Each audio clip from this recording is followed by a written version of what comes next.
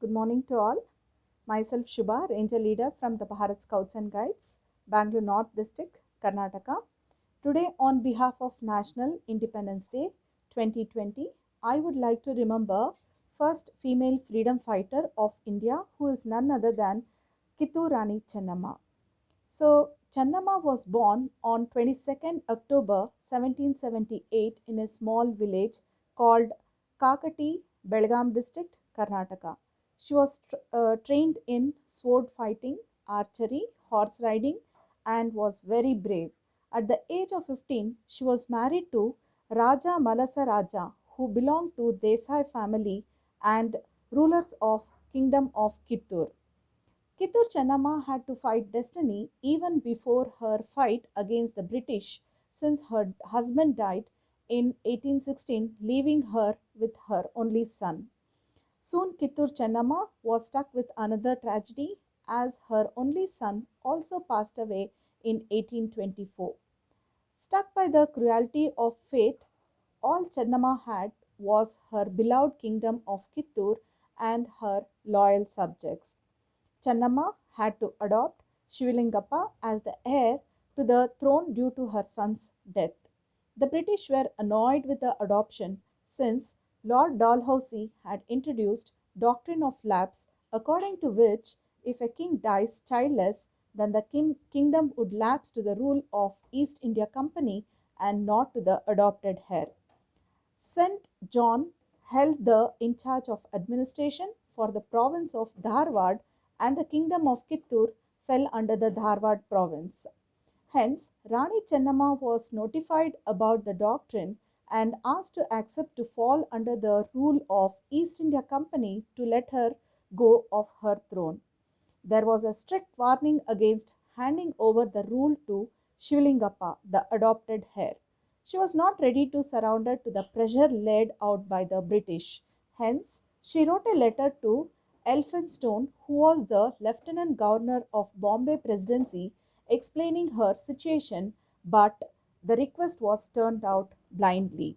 She was a woman of iron heart and was not ready to let go of her kingdom to the ruthless rule of the East India Company.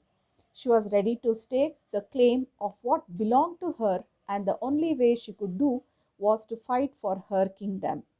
The British underestimated the power of this valiant queen and sent their force to loot the valuables and treasures of the Kittur kingdom, which then added up to 15 lakh rupees. A British troop of around 20,000 men and 400 guns were sent to the Kittur kingdom from their Madras artillery on October 1824. But the British were forced to kneel in front of the Queen and her army since they had a major humiliating loss in the battle. They also lost their collector, St. John, in the war. This war also led to the imprisonment of two British officers, Walter and Stevenson. They were held as hostages and they were released only with a mutual agreement between Chaplin, the then commissioner, and Kittur Chennamma that the war would be halted and the Kittur kingdom would be left under peace with the rule and wishes of the queen. But the army, but the British army, like many other times, stooped down low, broke their promise, and continued the war in a treacherous way.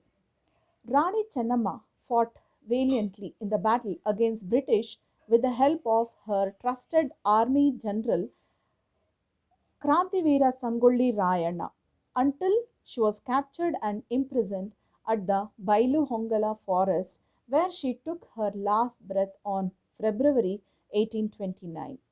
The fight continued even after Kittur Chennamma was captured. Her loyal army, led by her trusted General Sangolli Rayana, brought as many losses as he could do to the British by doing India's first revolutionary warfare against the British, also by disrupting all the meetings and events led by the British. Sangolli Rayana wanted to make Rani Chennamma's dream of installing Shivalingappa as the heir uh, to the throne of Kittur come true. and he fought till his last breath to make it a reality. However, the brave hero was killed disloyally by the British and Shivlingappa was arrested. Our independence was never a single person's effort. It was a group effort with tears and bloodshed from all over India. Thank you.